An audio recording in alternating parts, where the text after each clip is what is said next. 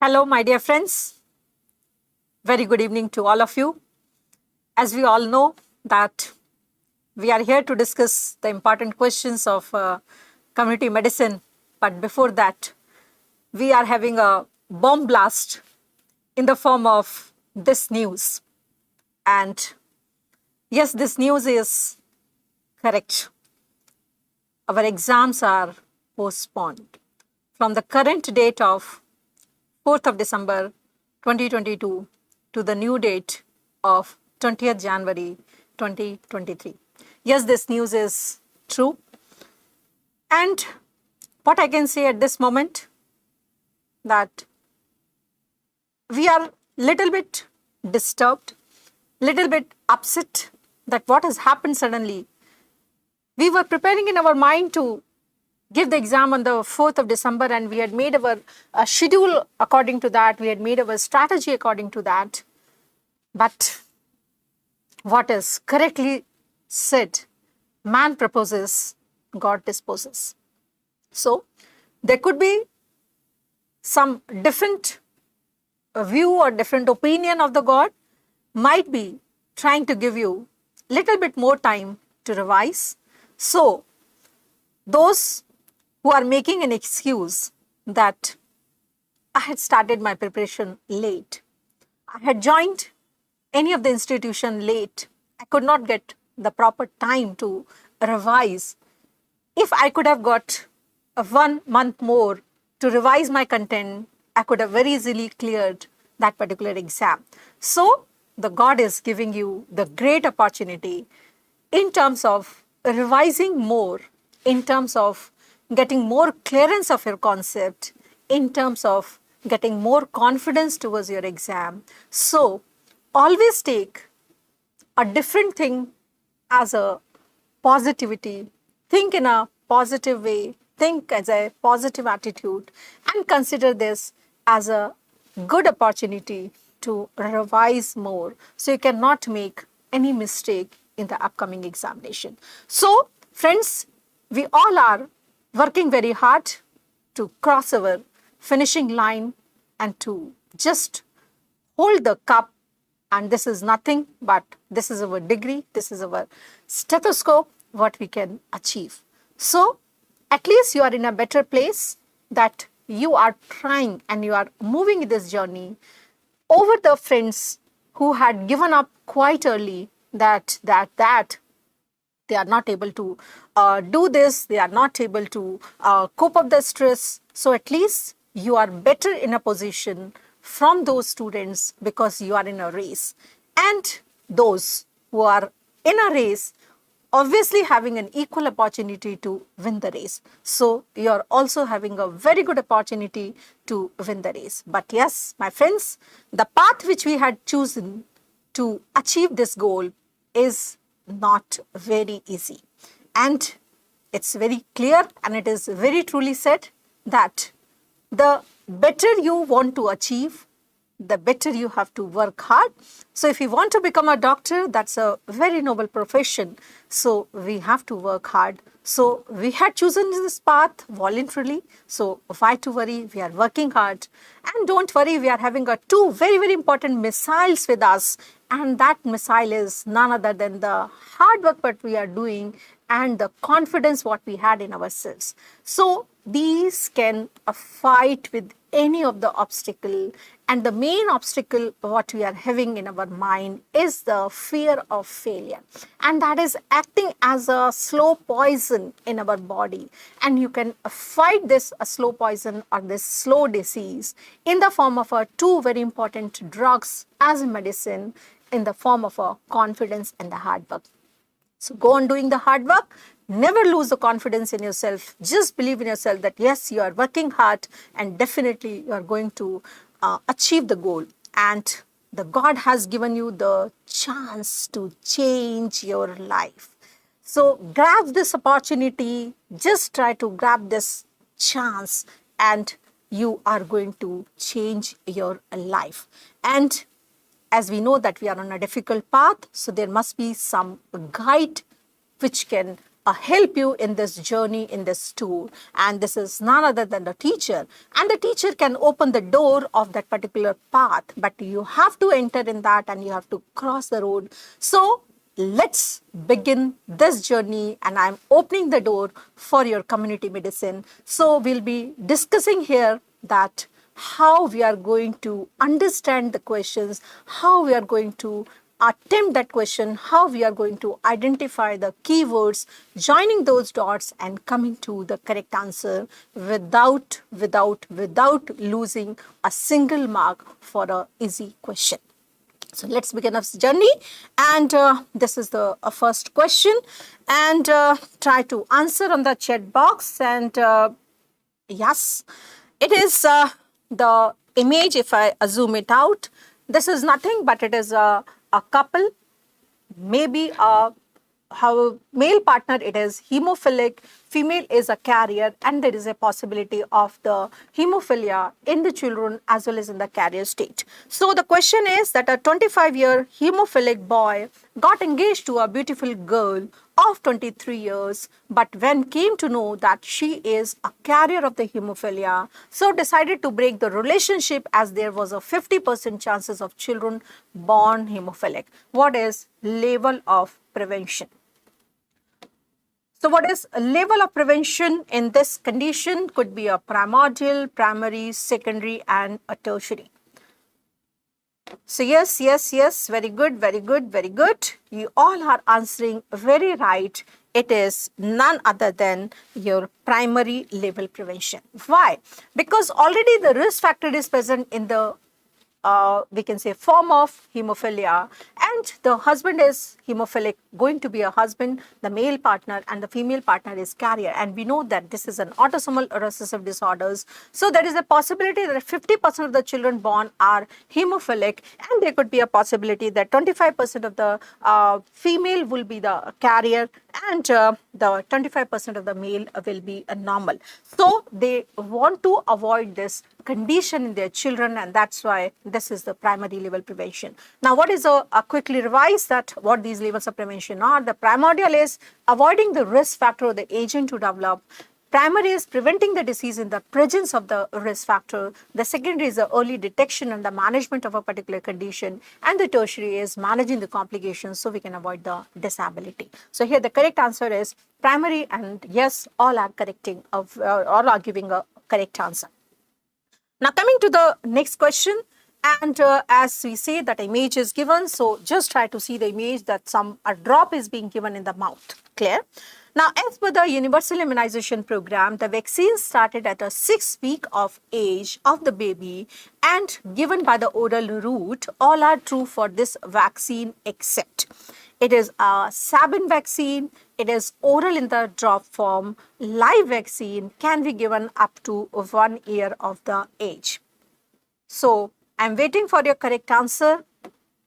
Just try to give me the correct answer. What will be the correct answer? Now here I'll be giving you a hint that whenever this question is asked, so one important keyword is the vaccine, it is being given by the oral route. So just try to think that what vaccines we can give as the oral route. Now in our national program, we are giving the 3 vaccines by the oral route. One is the oral polio vaccine, second is the rotavirus, and third is vitamin A. So these are the 3 vaccines what we are giving by the oral route in our universal immunization program. Now a mixed bag of answers I am getting. Some are in favor of the B, some are in favor of the C, some are in favor of the D and A. My God, all the 4 answers I am getting. Okay, all the 4 answers I am getting. That's a surprising thing. So definitely there is not a tie between the 2 choices, there is a tie between all the 4 choices.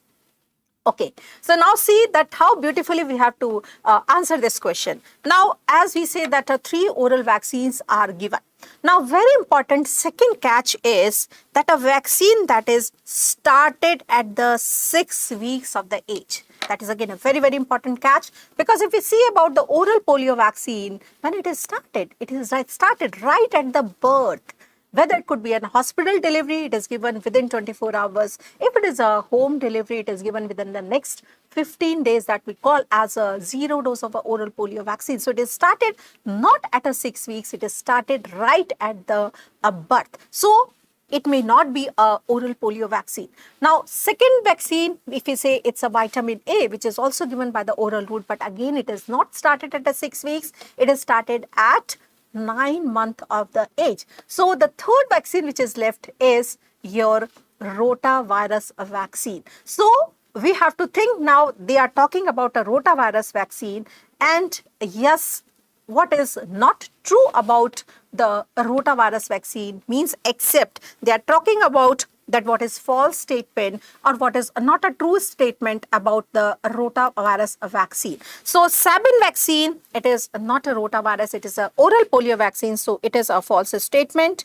It is oral, given in a drop form. Yes, it is a true statement for the rotavirus vaccine. It is a live vaccine. Yes, it is a live vaccine. Can be given up to the 1 year of the age. Yes, it is also true for a rotavirus, because we say that first dose of the rotavirus should be started less than 15 weeks of the age. Up to 15 weeks, up to 14 weeks, 6 days, less than 15 weeks, we can give a first dose. And if the first dose is started at this point, the last dose can be given as per our national program up to 1 year, and as per the WHO up to 32 weeks. So all the three are correct. B, C and D are correct for the rotavirus. So false statement for the rotavirus that it is not a Sabin vaccine. So this is your correct answer in this question. So the correct answer for this question is that it is the Sabin vaccine, because it is a false statement. So I think you all get now that why this is the correct answer for that. So see the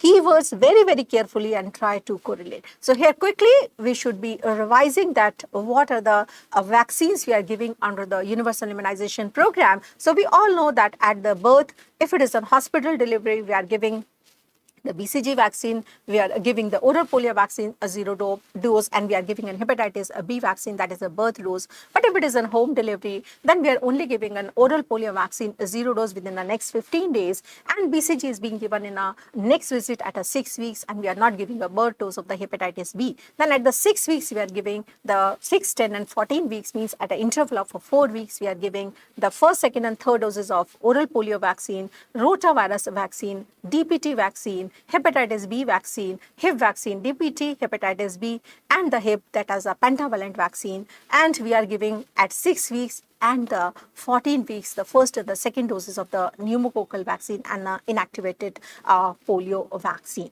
Then we are directly coming to the 9 month of the age. We are giving a first dose of the measles containing vaccine. We are giving a first dose of the Japanese encephalitis only in the endemic areas. We are starting the vitamin A, and we are giving a pneumococcal vaccine, the booster dose. Then we are coming at a 1.5 year. We are giving a DPT first booster, oral polio vaccine, a booster dose, second dose of the Japanese encephalitis in the endemic areas. We are giving a second dose of a measles containing vaccine. Then we are calling the child at 5 years of the age, second dose of the DPT booster, and then we are calling at 10 years, that is we are giving TD vaccine. 16 years we are giving a TD vaccine. So this is what we are giving as a complete vaccination schedule in a universal immunization program. And yes, we are giving every 6 monthly the vitamin A also till 5 years of the age. And we know that the vaccination in the pregnancy is also a part of this. So if she is a primigravida, we are giving her 2 doses of the TD vaccine at a gap of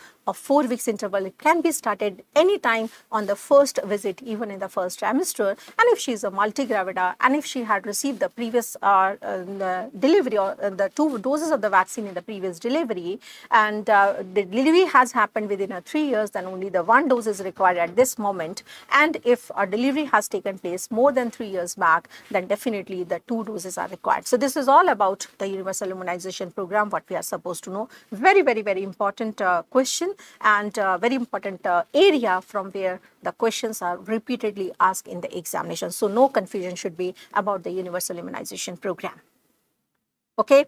Now coming to the next question, that after the immunization camp, the health worker is having an open vial of DPT and the oral polio vaccine, what he can do now. what he can do now, whether he is supposed to discard both the vials, can reuse both within the next 28 days, discard the DPT, use oral polio vaccine, discard the oral polio vaccine and use the oral DPT. So, what could be the correct answer for this? Again, I am getting a mixed response. Some are saying B, some are saying A. Now, I am giving you here the hint that you have to think about the open vial policy here and just try to recall that which vaccines we can reuse up to 28 days, means they are following the open vial policy, and which vaccines are not following the rule of open vial policy. Okay. Now, those vaccines which are in a powdered form, and if we are dissolving them, they had to be used within 4 hours, like a BCG vaccine, the measles vaccine, MR vaccine, MMR vaccine, Japanese encephalitis vaccine, or the rotavirus vaccines. So, these are the vaccines we have to use within 4 hours. So, they are not following the open vial policy. While the rest of the vaccines which are already in a liquid form, mainly we say that is a T group of the vaccines, like a DPT vaccine, TT vaccine, TD vaccine, Tdam vaccine, DT vaccines, even a pneumococcal vaccine and inactivated polio vaccine, oral polio vaccines, they are already in a liquid form. So once we open them, and if a proper conditions are maintained, like if you are maintaining their cold chain, the withdrawal of the vaccine is under the aseptic precautions. We had written the date of the opening of these vials, and their outer paper is intact, means the vials are not immersed into the water, so the outer paper is made, or the label is maintained, then these vials after the opening can be used up to 28 days. So the DPT and OPV both are following the open vial policy guidelines, so we can reuse both the vaccine vials up to next for 28 days. So this is your correct answer. Okay. Now coming to the next question, that again a logo is given. So identify this logo, and this is a very, very important logo of one very important national program, that is National Health Mission. Now coming to the question, although it's a long question, so as we say that try to start with the last 2 lines if it is possible, that worker of this given national program logo motivates her relatives to get ready to deliver at what center. Now, homes or the sub-center PSC or district hospital could not get anything. But yes, we know the worker of this given national program is none other than the ASHA worker. So, can you answer this question? I'll be awaiting for your answers for this question. Okay, just try to understand this. And the question is that G3P2 with a full-term pregnancy with the previous 2 normal vaginal deliveries diagnosed with the anemia and the transverse sly of fetus. Now basically this is a question having an integration of the PSM and the obstetrics. Now we should be knowing that what should be the mode of the delivery if a G3P2 with anemia and transverse sly. This is a keyword most important, that the presentation is the transverse sly, so she cannot deliver vaginally. This is a one thing.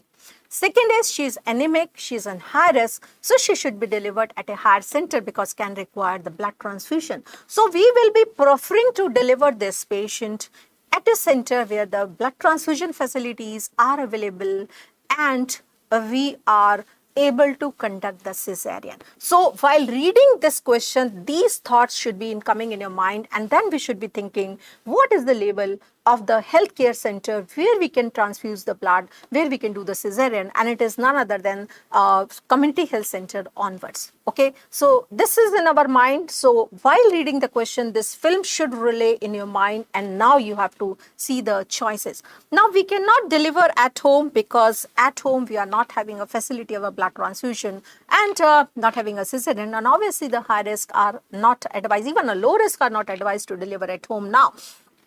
Now sub-center is usually recommended for a multi-gravida, although she is a gravida 3 para 2, but she is a high risk. So we recommend to deliver a low risk multi-gravida at the sub-center. Clear? So it is also out from the scene. Then primary health centers, it is again out because we are preferring to deliver the primary gravidas, which are the low risk, or even a third gravida with minor problems but not a very high risk. So we are not having a facility for the cesarean section at the primary health center, but yes, district hospital or the medical college, yes, these are the areas where we are having a cesarean facilities or we can transfuse the blood. And suppose the community health center was also there, the community health center oblique a district hospital or the medical college, that will be the preferred answer. So correct answer for this is your choice number D. Clear? Now coming to the next question, that again if the image is given, I am just zooming it out and you could see that this is the uterus, this is your fallopian tube. How you can identify the fallopian tube? Because these are the fimbrial ends are there, attached ovary is there, and you could see some ring-like structure on the fallopian tube. So this is nothing but it is the fallop ring, and the point in favor of this fallop ring are further because they had given you the laparoscope. This is the laparoscope. They are loading this ring here, and this is the prongs. Their ring is loaded on the laparoscope and this ring is tied here. So this is none other than the laparoscopic tubal ligation using the fallop ring. So by this image you had understood this thing. Now the question is, a para 4 who delivered at the district hospital normal vaginally demanded for the tubectomy surgery by the fallop ring the most suitable time to perform the surgery. The most suitable time to perform the surgery within 1 week of the delivery, after 2 weeks, after 4 weeks, after 6 weeks. Okay. So now here you have to recall in your mind the methods of doing the tubectomy surgery. Okay. And you should be knowing that if we want to do a mini laparotomy, what is the time for doing a mini laparotomy? Or if you want to do the laparoscopic surgery, what is the best time to perform the laparoscopic tubal ligation? Okay. Again, I'm getting a mixed answer. Some are saying a choice number A, some are saying the choice number D, some are saying a choice number C also. So now, beta ji, just understand. Now, she delivered vaginally. Now, if a question is asked that if she had delivered by cesarean, abdomen is open, so there is no need to do a laparoscopy. We can just simply do by the sort of a mini laparotomy because already the abdomen is open by the modified Pomeroy's method. So this is how we are ligating the tube by the modified Pomeroy's method. It's a double ligature, and we are cutting this. The suture what we are using is the absorbable suture. So finally the tubes are wide apart and there is not a chances of recanalization. Clear? But this is only done if you are doing a mini laparotomy. So if it is a cesarean delivery, we can do immediately just after taking out the baby, before just closing abdominal wall. But if it is a normal vaginal delivery, as they had given in this case, it can be done after 48 hours of the delivery till 1 week, because the abdomen is or the uterus, we can say, it is distended coming up to the umbilicus, and it is very simple to ligate the tubes. But remember, in an immediate postpartum period, we are not using the laparoscopic tubal ligation because the laparoscope we are putting through the umbilicus and it can puncture the uterus. So the laparoscopic tubal ligation is not advised within a 1 week after the delivery. And they had given a hint that it is a laparoscopic tubal ligation because they are ligating the tube by the fallop ring.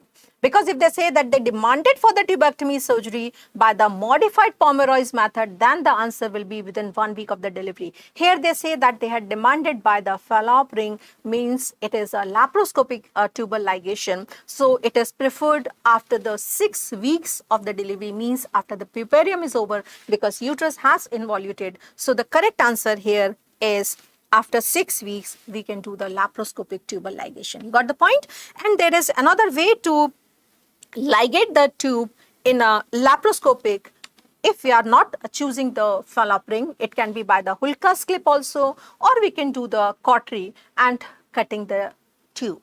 Now, most commonly we are using the fallop ring, but if we say that what is an advantage of the Hulka's clip, advantage is that it is causing a minimal damage of the fallopian tube, only on 3 to 4 millimeter. So if we have to do the recanalization, suppose in a certain situations, then the success rate of the recanalization will be better if we had used the Hulka's clip during this laparoscopic tubal ligation. But in the fallopian ring, yes, the damage of the tube is around 2 to 3 centimeters and success rate is little bit less. But as the Hulka's rings are quite expensive over the fallopian ring, so in our national program, we are using the fallopian ring. Now, there are the other methods also as considered as a non-surgical tubal ligation, where we are putting a Assure implant. This is a titanium implant, and it is putting inside the uterus through the hysteroscope bilaterally on the tubal cornus. And the mechanism of action of this is it is causing the inflammation of the cornal ends, leading to blockage. So this process requires 3 months time, and that's why very, very important point is if we are doing a non-surgical tubal ligation by the Assure implant, we have to advise the couple to use the 3 months of the barrier methods after the surgery, same as we are advising under the vasectomy surgeries. But if you are doing a tubal ligation either by the modified Pomeroy's or by the laparoscopy, the ladies is sterile in that cycle only, and we are not advising them to use an additional barrier methods. Okay, so these are the points what we have to just to understand about the tubal ligation. It is a permanent method of sterilization, and this is irreversible. And see, this was the question asked on the 13th of IMCI exam, that all are reversible, long-acting reversible contraceptive methods except, and the choices they had given as an injection, they had given an IUCD implants, and the sterilization. And we know that sterilization is, it's a non-reversible, rest are the reversible. So see, the concept what you are studying, whether you are appearing in your FMGE exam, you are appearing in your NEET PG exam, you are appearing in your IMCI exam, the content is the same. Only is that how you have to apply that knowledge. So my dear friends, that whatever you are studying, that ऐसा नहीं है कि आप खाली FMG exam ही पास कर सकते हो। बेटा आपके पास में इतना नॉलेज है कि FMG तो छोड़ो, आप आराम से नीट पीजी भी क्लियर कर सकते हो, आराम से आप INICT भी क्लियर कर सकते हो, ठीक है। So why to worry for your FMG exam. And one more important point is that if you are making a mistake in some of the questions, as I could see that some of you are making the mistakes, don't worry, this means that you are trying. And those who are not answering, it means they are not trying, but you are in a better position over those who are not trying, because at least you are trying and you are making the mistakes. So I'm very happy that at least you are making the mistakes and you are trying to understand that why you had made those mistakes. So always learn a lesson from your mistakes, that you are not going to repeat those mistakes again. If you had understood this lesson, then at least your purpose of solving any question or anything is solved. Okay, if you are getting a message that you are not trying to repeat that particular mistake in future. Now coming to the next question, and that is 40-year lady who had 2 live children, the baby girl 15 years, baby boy 12 years, given birth to a healthy live baby girl of 3.2 kg weight 10 days before. Which parameter will be affected? The gross reproduction rate, the total fertility rate, the net reproduction rate, or all of the above.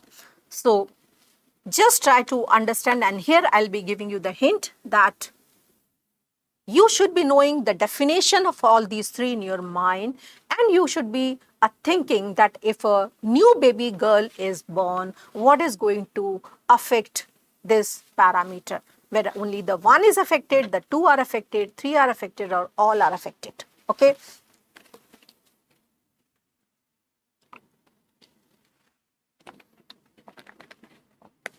So what can be your answer? What could be your answer for this question?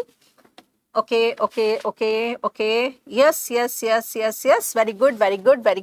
I'm very happy that you are able to recall the definition of all these 3. Clear? Some are making the mistakes also. Some are saying the B, some are saying the D, B or D. There is a tie between the B and the D, and some are saying the A also. Okay. So now we'll see what is a obstetric situation of this lady. Now she is a 40-year lady who has given the birth of 2 live children earlier. The baby girl is 15-year-old okay, and a baby boy is 12-year-old. Clear? If we say that what is a total fertility rate in this situation, the 2 live children, the total fertility rate will be 2. Now, what is a gross reproduction rate? Gross reproduction rate means total number of the girl children born alive, and here there is a 1 girl child alive, so it's a gross reproduction rate is 1.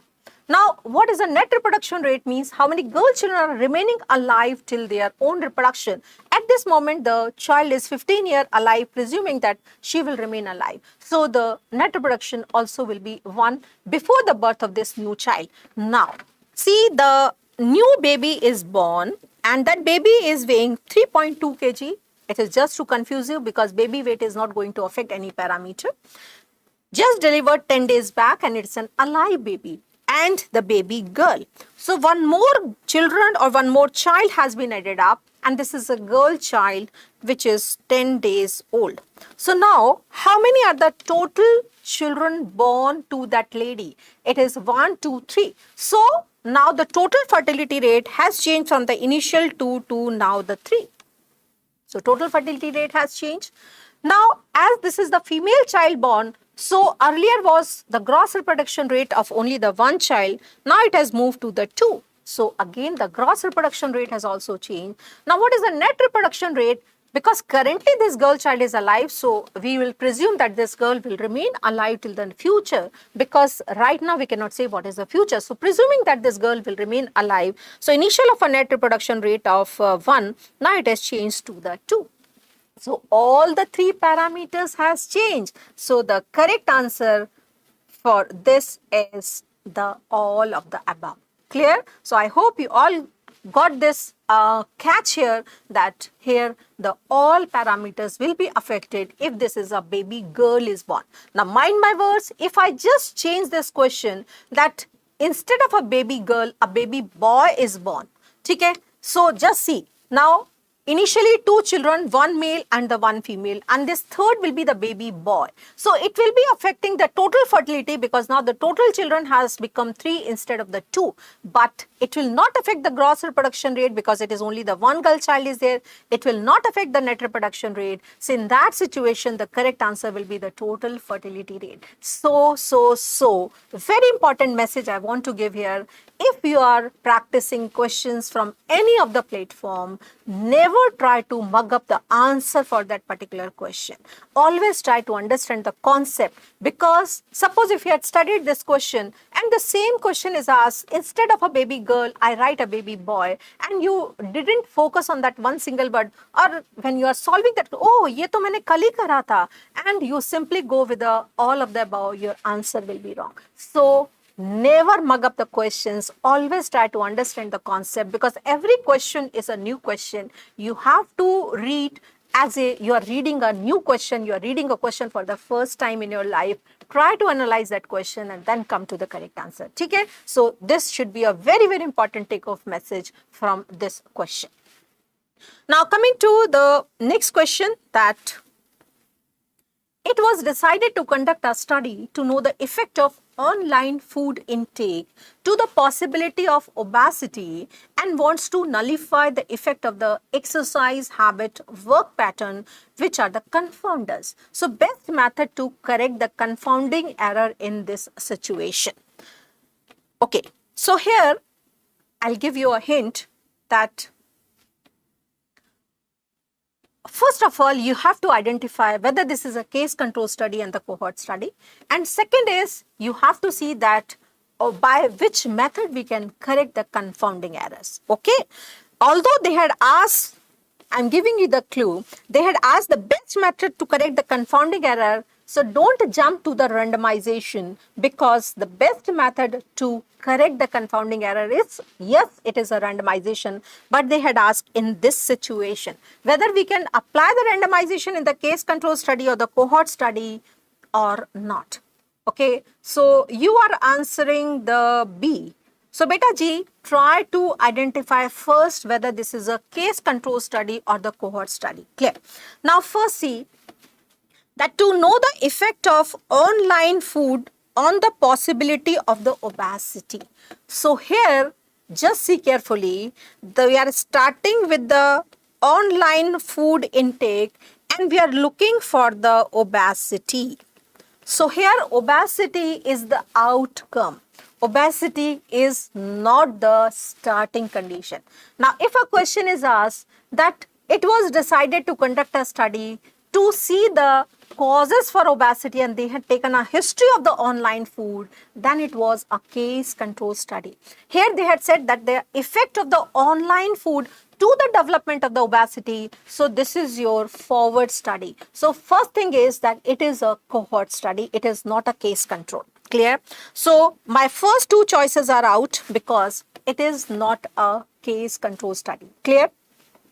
Now coming to the next step of this question, that they are saying that we have to nullify the effect of the confounders. We know that what are the confounders? Confounders are the factors which are unequally distributed in the study and the control group, and definitely they had an effect on the outcome. So we know that online food is affecting the obesity. Along with that online food, the exercise habit can also affect the outcome. Those who are doing an exercise, they cannot have an obesity. The work pattern, whether they are the sedentary workers or the moderate workers, this can also affect the obesity. So we have to nullify these factors which are confounders. And remember that in the analytical studies, whether it could be a case control and the cohort study, we cannot do the randomization. So if we have to correct the confounding error, it is only by the matching. And that's why we say that we can only correct the known confounding errors, not the unknown, what we could correct by randomization. But randomization is possible only in the clinical trial, because they are saying in this situation, because this situation is a cohort study, and in the cohort study, we are correcting the confounding error, that is a known confounding error, only by the matching. So the correct answer for this is the option number C, that is a cohort study, and we are correcting by the matching. It is not by the randomization. Clear?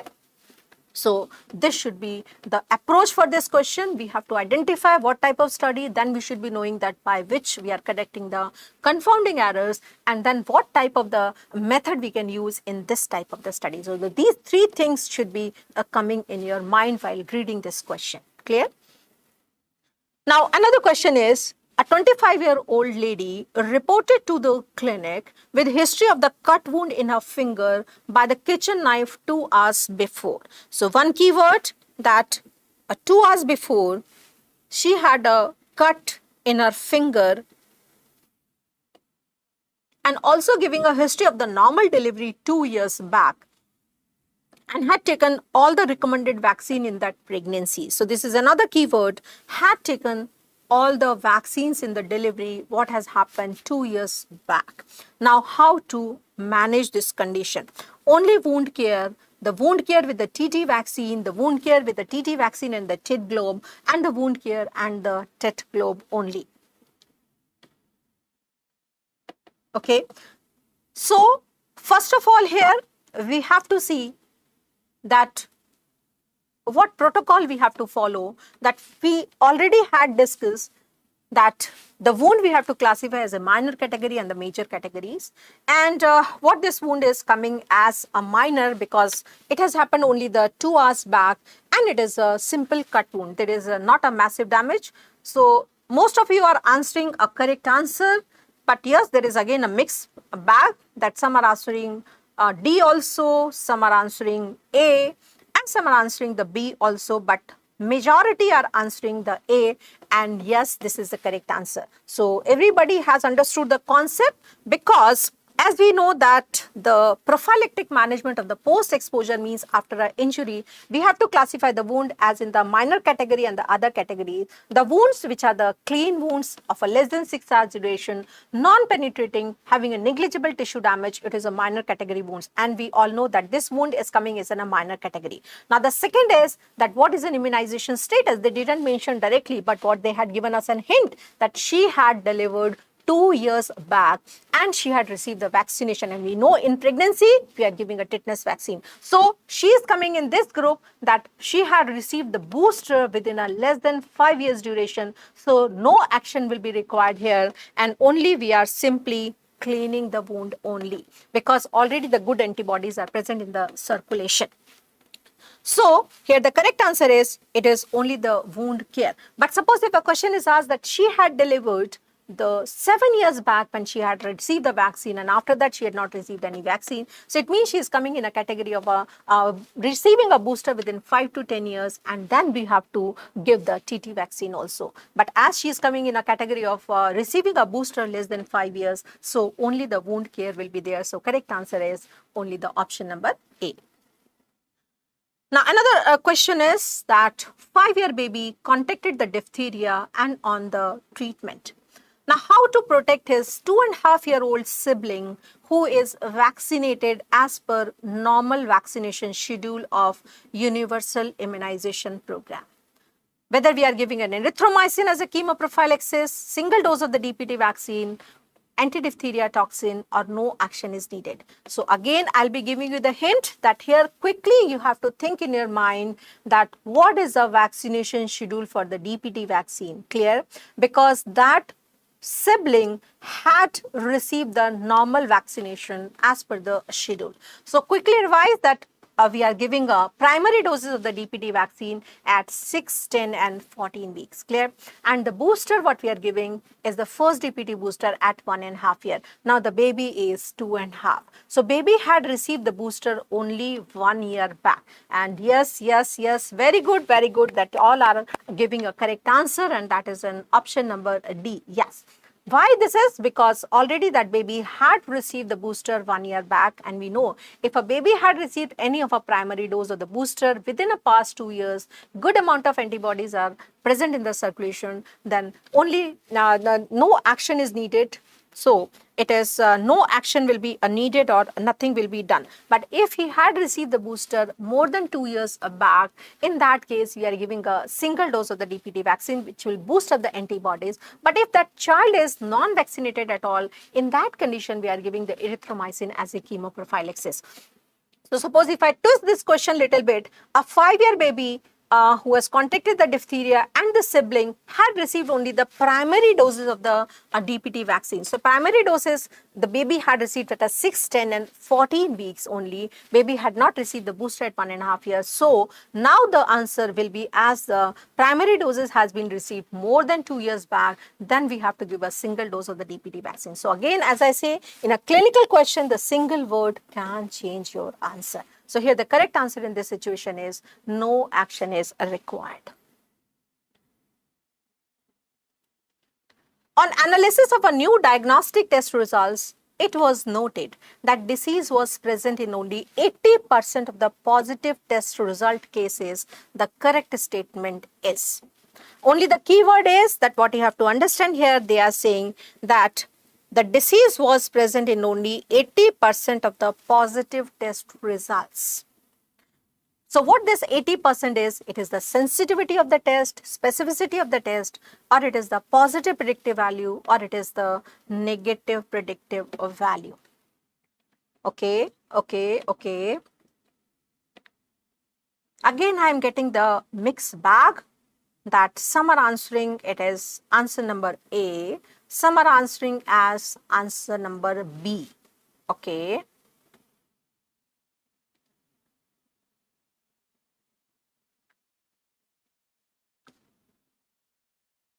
Okay. Some are answering the C also. So let us see. Now basically, we should be knowing what is the sensitivity, what is the specificity, what is the positive predictive value and the negative predictive value. As we all know that this is the table, 2 by 2 table, what we should be knowing. Now, out of the total disease known patients, how many is having a test positive? That is your sensitivity. So, the positive test results in the known cases, if I see a statement like this, that 80% of the known case of a disease are detected by a new test as a positive result, that will be the sensitivity is 80%. If I say the test result is negative in 80% of the healthy individuals, and that is 80% will be your specificity. But if I say that out of the positive test results, 80% are having the disease, that will be your positive predictive value. And out of the negative test results, the 80% are healthy, that will be your negative predictive value. So what is the given question is? The given question is that the disease is present in only 80% of the positive test result cases. So if I say that my positive test result cases, if it is in the 100 individuals and out of that the disease is present in only 80, so obviously the disease is absent in the 20 individuals although they had a positive test result. So this 80% what they are talking is your positive predictive value. Okay, so you got the point? So it is not a sensitivity because the question is that the disease was present in only 80% of the positive test results. So it means the positive test results, if I say it is 100, out of this the disease is present only in the 80. If I would have told like this that test is positive in 80% of the known case of the disease, and then this 80 will be your sensitivity. Clear? So here the 80% is your positive predictive value. Clear? So here the correct answer is that 80% is your positive predictive value. Now here we should be knowing the 2-3 more points about that positive predictive value. It is usually depending on the prevalence of the disease, and if a prevalence is increased, the positive predictive value will increase, and if the prevalence is increased, the negative predictive value will decrease, because positive is directly proportional to the prevalence and the negative is indirectly proportional to the prevalence. The predictive value of a test mainly depends upon the prevalence, but it is also depending upon the sensitivity and the specificity of the test also. But mind my words, if in a question is given that a same test we are using in a 2 different areas, it means the sensitivity and the specificity will remain the constant. Then if we are having a difference in the predictive value, it is only the effect of the change in the prevalence of that particular disease in that area. Clear? So these are the questions which are commonly asked from this section. Now, as I could see that you might be sometime deviated from your goal, might be feeling low, might be feeling upset. So बेटा जब भी आपको इस situation में आते हो कि जब आपको लग रहा है कि पढ़ने का मन नहीं कर रहा, पता नहीं क्या होगा, मन में डर है, मन में fear है, so always just try to see the face of your parents. Just try to understand that how much they are working for you, how much they are doing for you, how much they are praying for your success. And if you see their face, you see their intention. If you see that in which they will be very happy, they will be very happy when they get the news that you all had cleared the exam. So when you are seeing their face, you could understand that, yes, I have to give a smile to their faces, and what it can be your pass certificate of the results. And again, beta ji, apni padhai mein jut jao, because ultimately you have to clear this exam to give the happiness to your parents. Okay. So the next is to know the effect of air pollution on the respiratory tract. Study conducted on 100 individuals living in the Delhi and the Dehradun, each and followed for 1 year. For the possibility of the allergic bronchitis and the pharyngitis, the correct statement is, it is a case control relative risk, case control odds ratio, cohort relative cohort odds ratio. So here, the 2 things in this question, the first, we should be identifying what type of the study is. Second is, we should be knowing what parameter is calculated by that particular study. So just try to answer this question. So first try to identify what type of study this is. Okay. So again, I'm getting a mixed bag. Some are saying it is a case control study, because if you identify this as a case control study, we'll go with your odds ratio, because we know the odds ratio is calculated by case control. And if you move with the cohort study, we'll go with the relative risk. But maximum of you are answering correctly, and that is the option number C, that is the cohort and relative risk. Yes, this is a correct answer, but try to understand. And they are saying to know the effect of the air pollution on the respiratory tract. So initially the person is healthy, and one are living in the Delhi city, another it is living in the Dehradun city. And obviously we know that in the person who are living in Delhi, they are exposed to the air pollution because air quality index is very poor in the Delhi, and we are looking at them for the development of the pharyngitis or the allergic bronchitis. So again, we are moving in a forward direction. So this is your prospective cohort study. So first answer is clear that it is not a case control study, it is a cohort study. Now the second point is that what parameter is calculated is by the cohort study, we know it is not an odds ratio. So this is also out. So the correct statement is that cohort study and the relative risk is calculated. Clear? So again here, a very important points what we have to recall that what parameters are calculated by which study. Very commonly they ask in examination.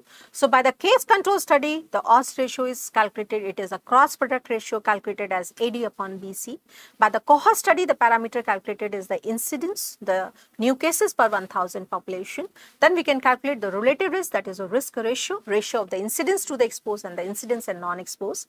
Then we can calculate the attributable risk, that is a risk difference, incidence in exposed minus non-exposed by the exposed, as well as we can calculate the population attributable risk, that is an incidence in total minus incidence in non-exposed by incidence in a total. So these are the parameters calculated by the cohort study, and by the cross-sectional study we can calculate the prevalence. So these are the very important parameters, their formula, their interpretation we should be knowing, very commonly asked in the examination.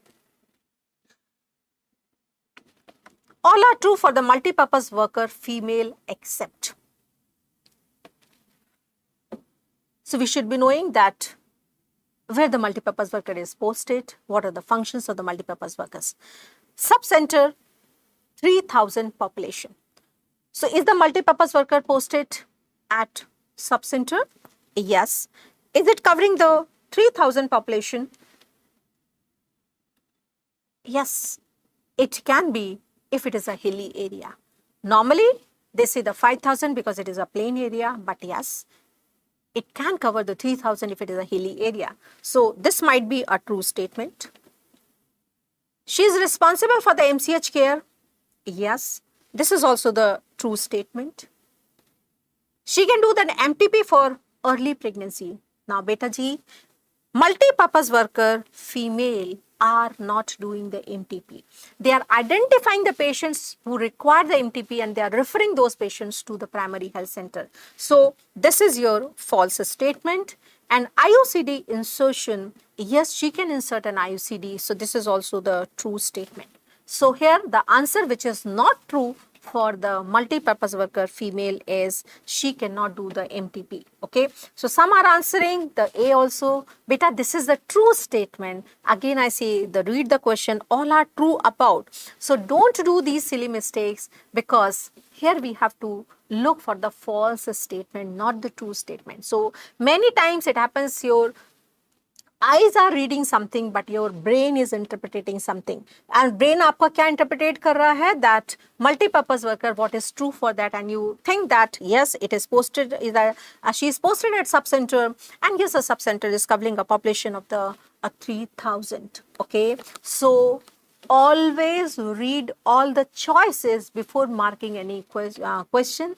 Read the question very carefully. What they are asking a true statement, they are asking a false statement. All are true except, all are false except, and might be in the last could be written as a googly ball, all of the above or the none of the above. So read the question carefully, read all the choices till end before marking your question, because why to waste a single mark for the silly question, simple question, and that single mark is very, very important in our final tally of the marks. Okay, so not seeing the except, this is what I was expecting from some of you. Okay, so that's the reason for discussing here, that you should be knowing where you are going to make the silly mistakes and what can be your answer if you are going to a wrong track. So we want that you should identify yourself that you are not going in a wrong track. You should have, you are supposed to move in a correct track, right track. Okay, ठीक है beta. So these are the important points. Yes, MTP can be done lowest at primary health center. All are true for maternal mortality ratio except. All are true for MMR except MMR is again a very, very important topic and many questions are asked repeatedly from this area. All are true. Again, see carefully that they are asking except means we have to go with a false statement. Maternal death per 1 lakh total births. Most common cause is hemorrhage. The most dangerous period is postnatal. Death due to obstetric cause as amniotic fluid embolism. So what do you think? It is not true regarding MMR.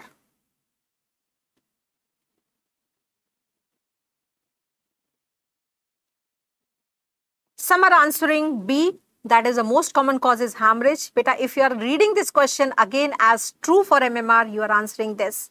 Some are answering D, that is the death due to an obstetric cause as amniotic fluid. Some are answering C and A. Oh my God, that all are the choices you selected as your answer. Now we are going to dissect each and every choice to come to the correct answer. Now what is maternal mortality ratio? Now it is a maternal death per 1 lakh. Just see carefully, it is per 1 lakh live births. And here the mention is, it is per 1 lakh total birth. So beta, each and every word you have to see very carefully. And for that, again, one very important message I want to give here, that sound sleep day before the examination is very, very, very important. So you are supposed to be mentally relaxed. Your brain that is considered as a supercomputer can hang. So it should be switch off, or it should be reset to freshen your brain, freshen your computer to see these small, small words. So maternal death per 1 lakh total births, it is a wrong statement because it should be live births. Clear?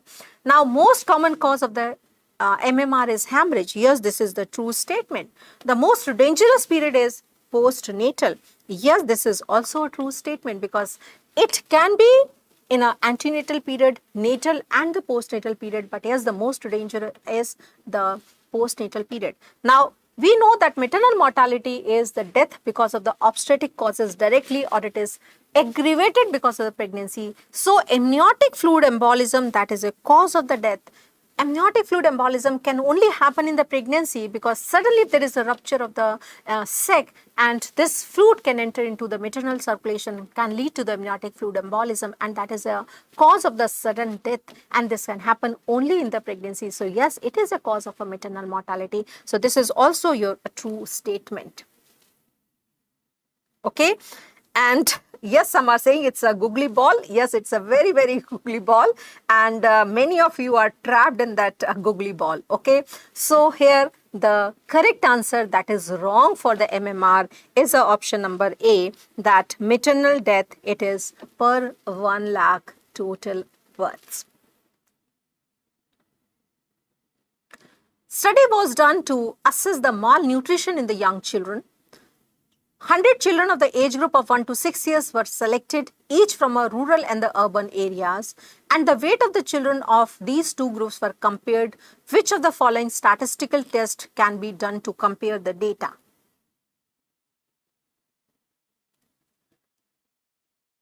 So, first of all, in this question, you have to see whether they are talking about the qualitative data or the quantitative data.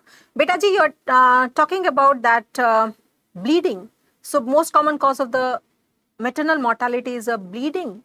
Yes, beta, the hemorrhage is a bleeding, and that is most common is the postpartum hemorrhage or the postpartum bleeding. So bleeding and hemorrhage is the same thing. Okay.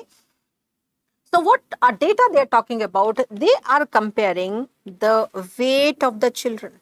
So it means they are talking about the quantitative data, one thing. Now second is, how many groups are there? 100 children of the age group of the 1 to 6 years. One is selected from the rural area, another is selected from the urban area. So they are taking the two groups. So we know that quantitative, if you are comparing the two groups, we will be using the paired t-test. Sorry, we are using a student t-test, but now we have to see whether this is a paired or this is an unpaired.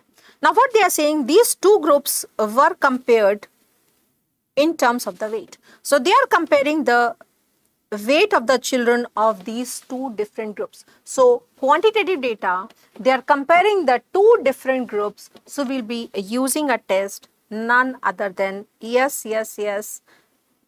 All are answering correct. It is none other than it is your unpaired t-test. Okay, so we will be just remembering that if we are using the quantitative data or comparing the quantitative data, we'll be using the parametric test, and if you're comparing the two groups, we'll be using the student t-test. If you're comparing the paired groups, means the same group before and after comparison, it will be the paired student t-test. If you're comparing the two different groups, it will be the unpaired student t-test. If you're comparing the more than two quantitative variables, we'll be using the ANOVA test. But if you're comparing the qualitative data, if you're comparing the two paired groups, we'll be using a sign test. If you're comparing the more than two or the two unpaired groups, we'll be using the chi-square test. So as here the quantitative data, we are comparing the two groups, but these are the two different groups. So the correct answer for this situation is, it is a unpaired t-test.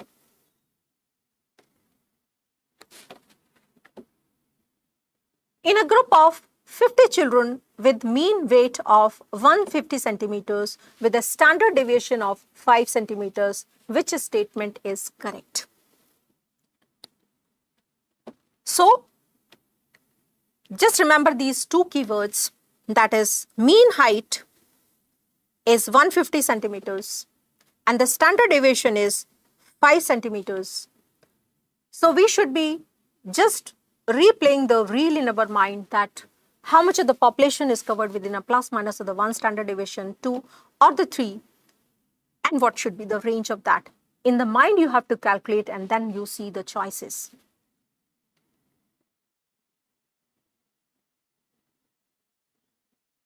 Okay, 64% children outside the 145 to 155 centimeters. Now 145 and 155, 5 centimeter low, 5 centimeter more, this is the range of the plus minus of the 1 standard deviation of the mean. And we know that this is covering how much of the population? This is covering the 68% of the population. So inside is 68%, outside is 32. And what they are saying, outside. So outside should not be 64%. Correct answer for this outside, it should be 32%. So 32% should be outside and 68% should be inside. So this is a wrong statement. Okay. 95% children are between 150 to 160 centimeters. Now 150 to 160, we know that this is between plus minus of the 2 standard deviation, and that is covering the 95% population. So yes, this is the true statement. Now yes, many of you are answering correct. 16% children are above 145 centimeters. If we see this curve, this is the area of your plus minus of the 1 standard deviation. And we know that inside this is 68% and outside will be 32. And out of this 32, the 16% will be below or minus 1 standard deviation. 16% will be above the plus 1 standard deviation. Okay? So, here the value of a minus 1 standard deviation in this situation, it is your 145 centimeters, and the value of plus 1 standard deviation is your 155 centimeters, because the mean value in this is 150. So if I say between 145 to 155, 68% will be there. So below the 145 centimeters, 16% will be below, and 16% will be above 155 centimeters. If I say above this 145 centimeters will be 68 plus your 16%. So the 84% will be above the 145 and the 16% will be below. So here the third choice is that 16% children are above the 145. This is a wrong statement, because here the 16% children are below the 145 centimeter. So this is also a false statement. 95% children are between 140 to 160. Yes, this is the true statement. 64% children are outside. No, outside will be the 32%. So this is also a false statement. All of the above, no. So here the correct answer for this is option number B, because the option number 3 and option number 1 is incorrect statement. Okay? So if you had not seen carefully, they are talking about above or the below, inside and outside, you can make the mistake. Okay? So these are the type of the questions. Very carefully we have to see the choices and come to the correct answer. And my dear friends, as knowledge or the talent is not the same for each and every person.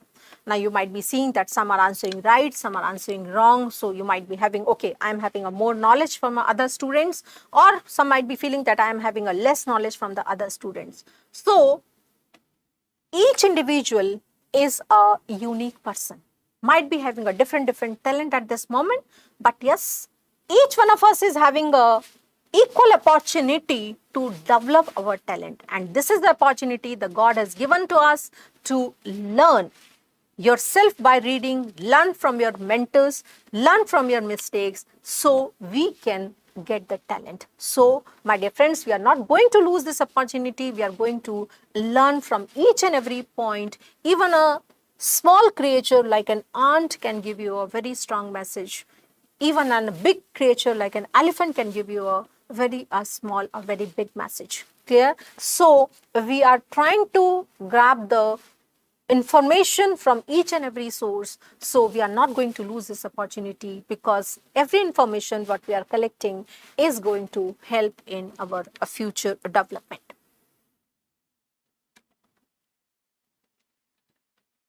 Next. Now if an image is given, so this is an image. That is a kit what we are using in collecting the pap smear. This is the IS spatula, wooden spatula, and this is a endocervical brush. Now, coming to the question, 42-year-old lady reported to clinic for the pap smear test after taking the smear from the endocervix by the plastic endocervical brush. Okay. So I'm giving you the hint. One keyword here is, it is a plastic endocervical brush. And from the ectocervix by the wooden spatula, this is another keyword. Now, color bag needed for the disposal. Now, quickly we have to recall that what we can collect in a yellow bag, what we can collect in a red, blue, and the white. Now, here, plastic, endocervical. So, plastic will be okay. So some are answering red, some are answering yellow. Now beta ji, again you are making a same mistake. You are not reading all the choices. You are not reading all the choices. And just see, plastic content, it is going into red category. Plastic endocervical brush will be going in red. Yes, you are very right. But wooden spatula, we are not recycling. Lakdi ka hai.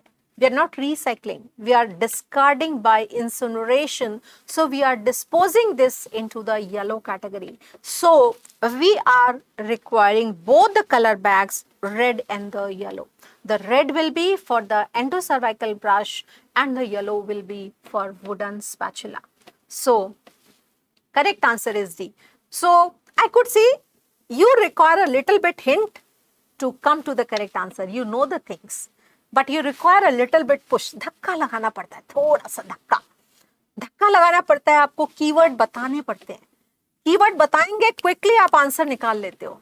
But बेटा exam में कौन बताएगा keywords? Who is going to tell you all these keywords in the exam? And we have to develop the habit of identifying these keywords. So, my dear friends, Consider this as an opportunity of your postponement of your exam, that you are having now the better chance, better opportunity, better time to just do more and more of questions to learn this habit of identifying the keywords, identifying these important areas, develop a habit of joining the dots to come to the correct answer. ठीक है, किसी को धक्का लगाने की जरूरत नहीं पड़ना चाहिए. There should not be requirement to push you to tell you the keywords, because once we tell you the keywords very easily, you are coming to the correct answer. Okay. Yes. How a session can be completed without our beautiful friends insects. So, identify the vector responsible for disease which can be presented as an epidemic and prevented by giving the vaccine with strain of SA1414-2. So now here again, 2-3 questions we have to answer. So first of all, you have to identify the disease, and then you have to see that what can be the vector for that particular disease, and then you have to identify that vector. Okay, so what is that particular disease is they are talking about? Here the hint is the strain of the vaccine, and yes, you are answering correct. The strain is SA1414-2 is a strain for live Japanese encephalitis vaccine. It is a strain for live Japanese encephalitis vaccine. Clear? And yes. Very good. Most of you are answering correctly. And we know that this is seen in an epidemic form also. So here we had confirmed the disease is Japanese encephalitis. Now the second point we should be knowing that what is a vector for the Japanese encephalitis is, we know it's a Culex mosquito. Now the third step is that we have to identify these mosquitoes, and if mosquito is sitting parallel to the surface with the white spots on the body, it is your tiger mosquito, Aedes mosquito, which is transmitting yellow fever, dengue, chikungunya, and the Zika virus disease. So this is not the scene. This is your another mosquito which is sitting parallel to the surface. This is your Culex mosquito. It is transmitting the filariasis and the Japanese encephalitis. Yes, this is the answer. And third is again the mosquito which is sitting in an angle to the surface. It is your Anopheles mosquito which is transmitting the malaria. This is not the answer. And this is the flea that is transmitting the plague, not the pneumonic plague, because no vector for the pneumonic plague, and it is also transmitting the endemic typhus.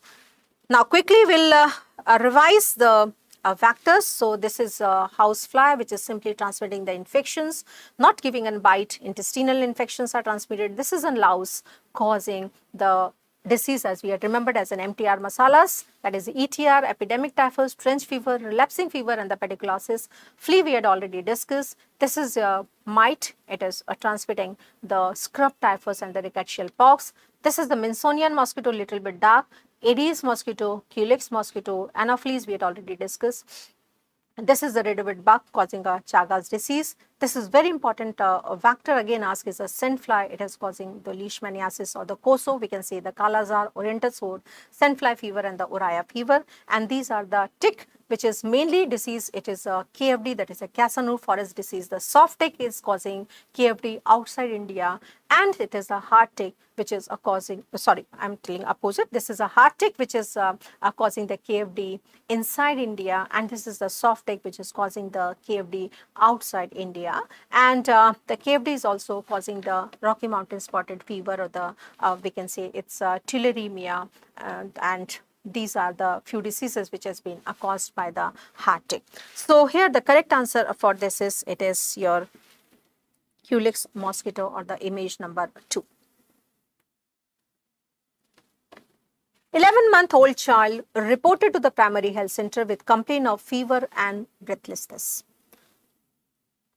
On examination by the multipurpose worker male, it was reported that a respiratory rate is 55 per minute. So one keyword is that baby is 11-month-old. Second is baby is having the fever with the breathlessness. The third keyword is that the respiratory rate is 55 per minute, and there is a presence of chest indrawing. Now, management protocol. So, first of all, we should be knowing what is the normal respiratory rate per the age. Second is we should be knowing in which category this child is coming. And third, we should be knowing that what is the management. Okay. So, you are answering, some is antibiotic and an immediate referral, some are answering as antibiotic follow.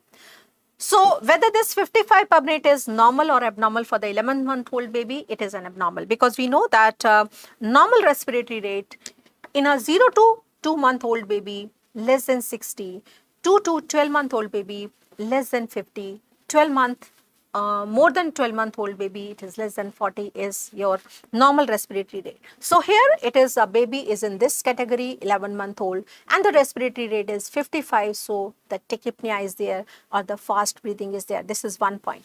Now, how we classify the babies as per the IMCI category: integrated management of neonatal and the childhood illness, and the multipurpose worker male is the main worker for categorizing these patients, and the purpose is for the early detection and the timely intervention so mortalities can be avoided.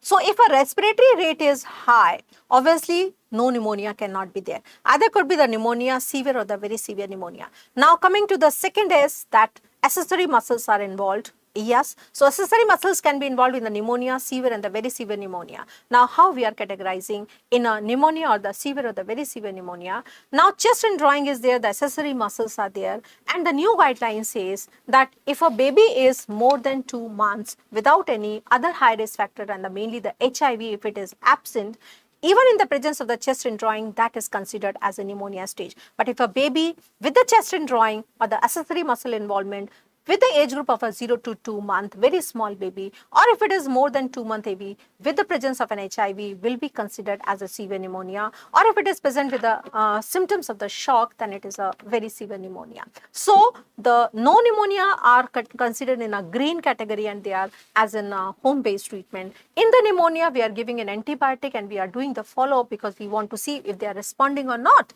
If they are responding, we'll be continuing the treatment. If they are not responding, we will be referring them. And in the severe and the very severe, we are giving them a pre-referral antibiotic and then a referring. So this given child is coming into the pneumonia category. So it is in the yellow category of an IMCI. So we are giving an antibiotic and doing the follow-up. So the correct answer for this question is that it is choice number B, that is the antibiotic and do the follow-up. Clear?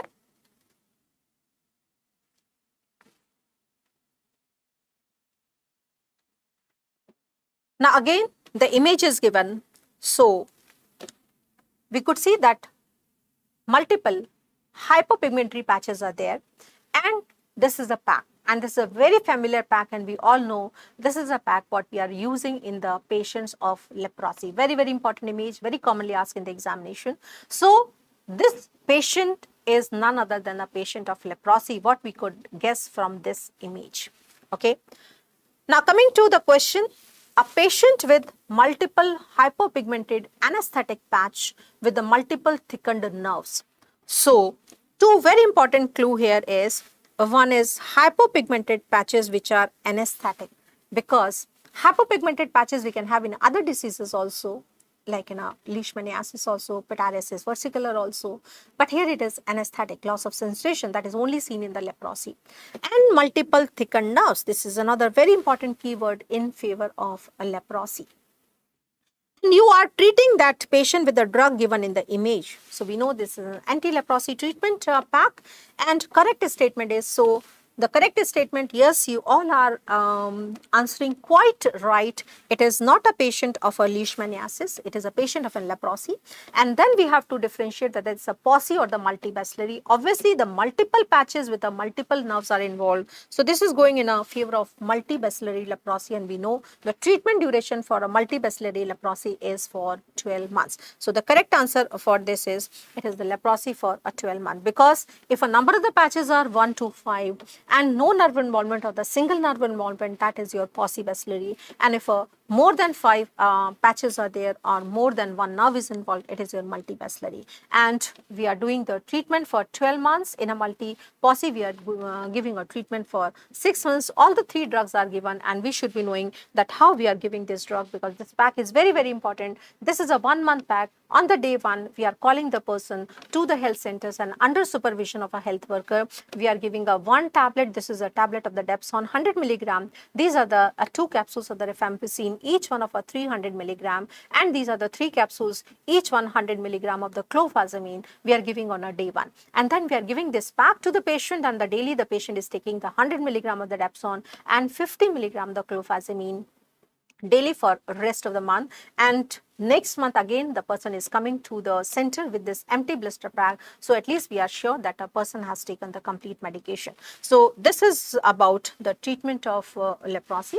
And another important point, what we have to remember, how we do the follow-up of a patient. Follow-up we are doing yearly for 2 years in a possibacillary, yearly for 5 years in the cases of multibacillary. And very, very important, one more question is asked is, either the patient is on a treatment or after completing the treatment, sometimes the patient can come with a flaring up of a symptoms, that is Lepra reaction. And if there is a existing lesion become more red erythematous and the nerve involvement are more thickened in the tender, it is a type 1 Lepra reaction. And if the multiple new lesions they appear on the body, that is a type 2 Lepra reaction. And the management is we are not going to stop the anti-leprosy if the patient is already taking, and we have to add the steroids. And if the patient has already completed the medication, then okay, we are not going to start the anti-leprosy, then we have to only give the steroids. So steroid is only the treatment what we are giving for the lepra reaction.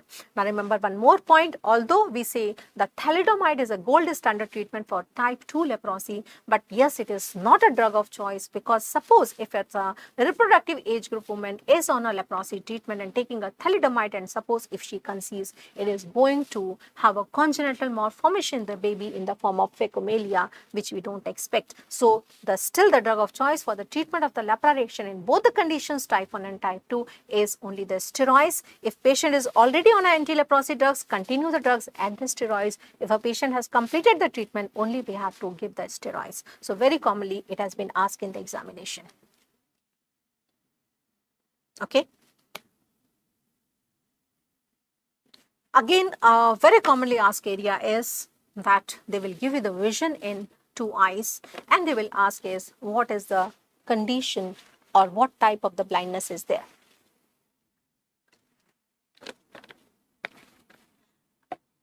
Now the first point that we have to see, which is the better eye. So person is having the vision in the right eye is less than 1/60, and the vision in the left eye is less than 3/60. So no doubt the better eye will be your left eye. The better eye is left eye. And now we have to see whether it is coming in an economic blindness, social blindness, manifest blindness, or the low vision. And as we all know that economic blindness means if a vision is less than 6/60 to 3/60. If the vision is less than 6/60 to 3/60, yes, you all are answering quite correct. It is, yes, very, very good. You all are answering quite correct. Economic blindness, the vision is less than 6/60 to 3/60. And here they had given less than 3/60. So it is not an economic blindness. Now the social blindness, the vision is less than 3/60 to 1/60. So yes, it is coming in this category. So this could be the answer. Manifest blindness, if a vision is less than 1/60 to the perception of the light, it is your manifest blindness. And what is the low vision? A low vision, if a vision is less than 6/18 to 6/60. So it is not a low vision, it is not a manifest blindness, it is a social blindness. So actually this is the criteria of the blindness as per the old criteria. But as we know that in the new criteria, the cutoff guideline for the blindness is your 3 by 6, less than 3 by 60. So the new criteria of what we can say, we are taking and cut off as less than or 3 by 60 and what we call as the blindness only. And above this, a 3 by 60 vision, if it is between a 6 by 60, less than 6 by 60 to 3 by 60, we call it as a severe visual impairment as per the new criteria, or for the old criteria, it is an economic blindness. If a vision is less than 6 by 18 to 6 by 60, it is a mild visual impairment of the low vision, and between 6 by 6 to 6 by 18, it is considered as no visual impairment. Clear? And if a vision is less than 3 by 60 to 1 by 60, it is a social blindness, or if it is a less than 1 by 60 to the perception of the light, it is a manifest blindness, and if there is a no perception of the light, it is an absolute blindness. So this is a combo of old and the new classification. So we have to see the choices very carefully because sometimes they can combine both the classifications. So here the correct answer for this is, it is the social blindness. Now I know that you all are working very hard and some are working very silently.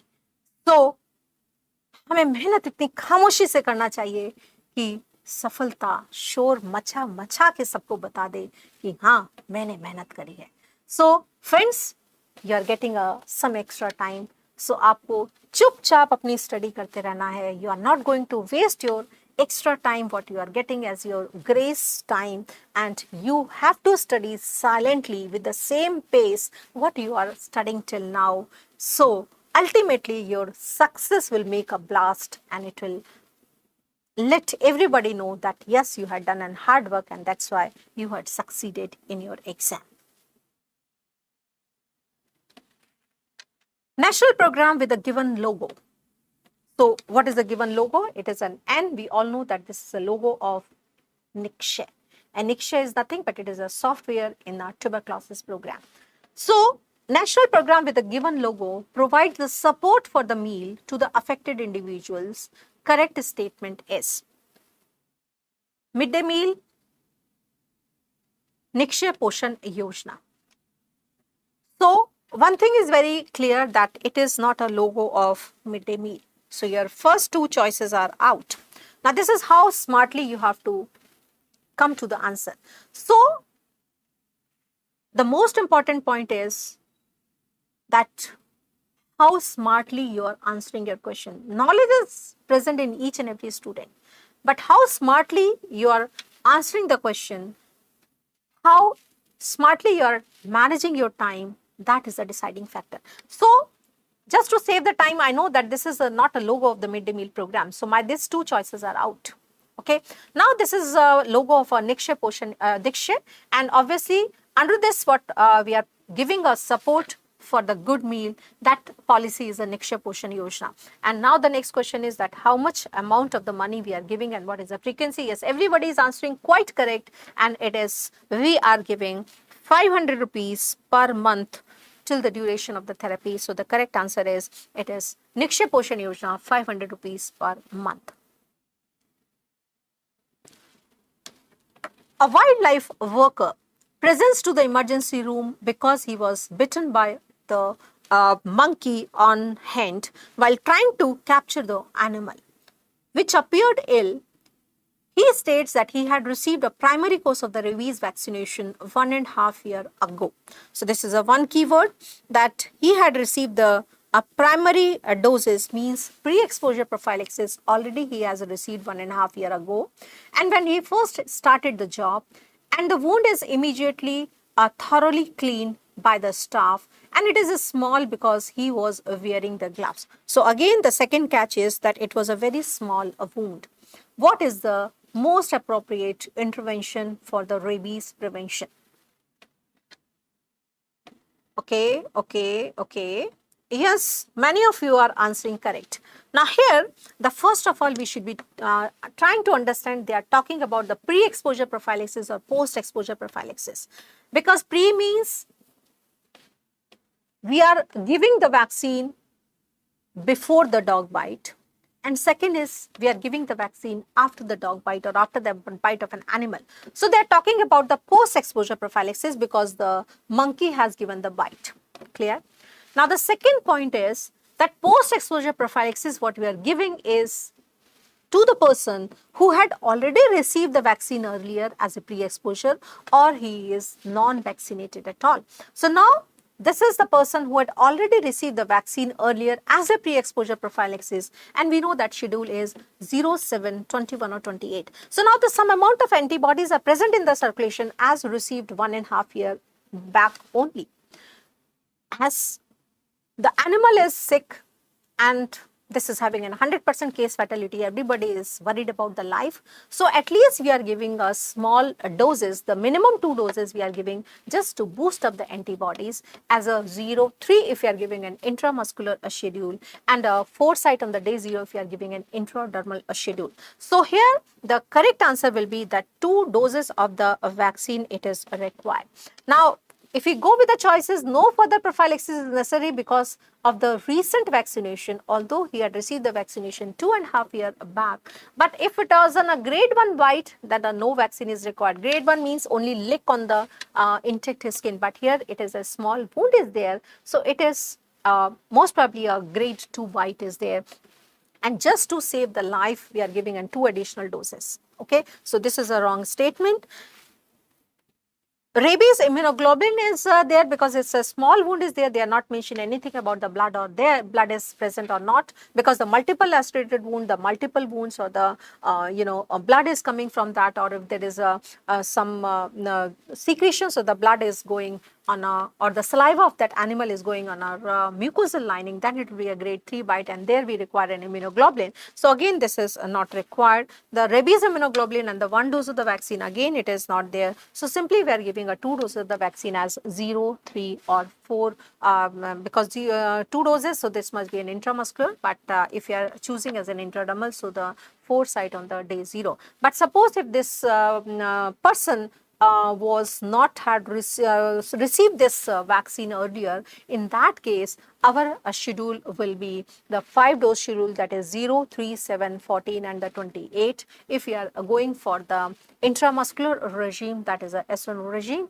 and if we are going as the intradermal, that is a third Red Cross regime, that is a 22202, and here the vaccine it is given on the same days as we had given in an intramuscular, but these are the intradermal schedule and we are giving on a 2 site on each sitting.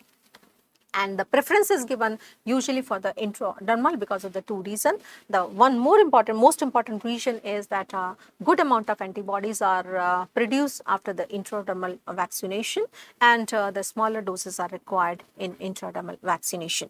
So here they didn't mention about the intradermal or the intramuscular, so the correct answer for this is that 2 doses of the vaccine are required. Now, drug of the choice for the treatment of the Plasmodium falciparum infection in a lady who is having 8 weeks pregnancy living in Bhopal, Madhya Pradesh. Now, here we have to see the 2-3 points. The first is, what is the strain? It is a Plasmodium falciparum. This is the first point. Second point is whether the person is pregnant or non-pregnant. So yes, they are talking about it is the pregnancy. So this is the second keyword, that she is pregnant by 8 weeks. And the third keyword is where she is living. She is living in Bhopal, that is Madhya Pradesh, that is in a northeast, not in a other than the northeast states. Now, as we know that Plasmodium falciparum infection in the pregnancy, the treatment is decided by the trimester. Now, in the first trimester, wherever the person is living, the drug of choice is only the quinine. So here the correct answer, it is the quinine only. If it is a second or the third trimester, then depending upon the northeast states or the other states, suppose if they say it's a 28 weeks pregnancy living in a Bhopal, that is other than the northeast states, then my answer will be the artesunate, sulfadoxine and pyrimethamine. If they say the 28 weeks pregnancy living in the Assam, then my answer will be the artemether lumefantrine. But here it is the 8 weeks pregnancy, irrespective of the living area, the answer will be the quinine only. But if they say here the strain is a Plasmodium vivax, then my answer will be the chloroquine. Clear? Now, one more point is that if they say it is a non-pregnant state or some male patient is there, then along with the chloroquine in the vivax, we are adding the primaquine for 14 days. and along with the artemethyl-lumefantrine or the ACTL combination and the ACTSP combination, we are adding the single dose of the primaquine. Remember the doses. In falciparum, we are giving 0.75 milligram per kg the body weight as a single dose, while in the vivax infection, we are giving 0.25 milligram per kg the body weight daily for 14 days to avoid the relapse cases. Now, see this plant, this is a argemone plant, and this argemone seed, they are toxic. So, we had identified this plant, argemone seed, and they had given me some adulteration like an epidemic dropsy, endemic ascites, and their toxin. So, now we should be recalling that this argemone seed, if they are mixed with mustard seed and the oil if we are consuming, it is causing the swelling, sudden, and that is epidemic dropsy. So, without reading the question, that I could say that this is not an endemic ascites. This is out. Now, the second is that it could be an epidemic dropsy, and they are asking the toxin, and in our live classes, we had remembered with a trick, that is EDS BDS. Some of our friends has done the BDS course. So EDS BDS, so it is epidemic dropsy. It is none other than the sanguinarine. So this is the correct answer, because epidemic dropsy, it is not caused because of the pyrrolizidine. That is a app we had studied. That is a endemic ascites. It is caused because of the pyrrolizidine. So all three are wrong. So without reading this whole question, I could get the correct answer by looking with the image and looking for the choices. But yes, for the satisfaction, we'll be just reading this case. That is, a company distributed the free sample pouch of the mustard oil. This is again a clue that it is a mustard oil. What is causing this problem in a village as a part of a promotional activity of their new brand. The few days later, a large number of the cases reported with the bilateral leg swelling, diarrhea, and the difficulty in the breathing, because swelling can lead to the pulmonary edema also and can cause difficulty in the breathing. It was confirmed to be due to the mixing of the seeds of the given plant in the mustard oil. This is another clue that mustard seeds, where the seed of this argemone seed are mixed, and that oil if we are using, it is causing the condition that is epidemic dropsy. And the last question in the series is, a hospital administrator is systematically recording the activities and the duration given for the treatment of a patient of his team at a regular interval. Now, what is this strategy known as? So here basically, what is the management technique we are using? And this is the question what they are trying to ask. So in the question they are given that administrator is looking for their staff, that how much time they are devoting for care of the patient and how much time they are not using for the care of the patient, means they are wasting their time, and this will decide that how much of a manpower we are requiring in that particular area, and this is none other than a work sampling. So this is the correct answer, is a work sampling. Now cost benefit analysis is the input is the money and output is the money. If you are analyzing the input and output in terms of the money, that is a cost benefit analysis. The cost effective analysis is the input is the money, but the output if you are comparing in the terms of the results, that is a cost effective analysis. System analysis, if you are comparing the one technique with the existing one, or the new is compared with the another one or the existing one, and in terms of both the cost as well as the results, that is a system analysis. And work sampling is that how much time is required for that particular activity, so it can decide the number of the manpower required. So this is your work sampling. So my dear friends, we all are moving towards our exams, and सबको पता है कि मंजिल बहुत जिद्दी है, बहुत difficult है. तो मंजिलें भी जिद्दी है, रास्ते भी जिद्दी हैं, देखते हैं कल क्या होगा, बिकॉज हमारे हौसले भी तो जिद्दी हैं. So we know that the ultimate goal is difficult, the track is very difficult, but we'll see what will happen, and we all know what will happen, because our belief, our power, our force is also very, very hard, very, very firm, determined. So definitely we are going to achieve the success in our upcoming examination. So friends, don't give up. lage raho, karte raho, don't give up, and we are not going to lose the pace with the news that the exams are postponed. Consider this as a good opportunity to revise little bit more, to develop your concepts in the weaker subjects, to read those subjects if somebody has missed one or two subjects because of the lack of time. So now you can go with those subjects. Now you can cover up your weaker areas. So don't give up in this time. Lage raho, chalte raho, badhte raho, and wishing you all the very best for your upcoming examination. Okay, so my dear friends, I hope that you could have understood that where you had made the mistake in solving the questions, and you should be getting a message from these questions that you are not going to repeat the mistakes in the upcoming examinations. You are not deviating yourself from the goal, because manzil to hame pani hai har कीमत पे. At every cost, we have to clear this exam. So with these words, very goodbye to all of you. Wishing you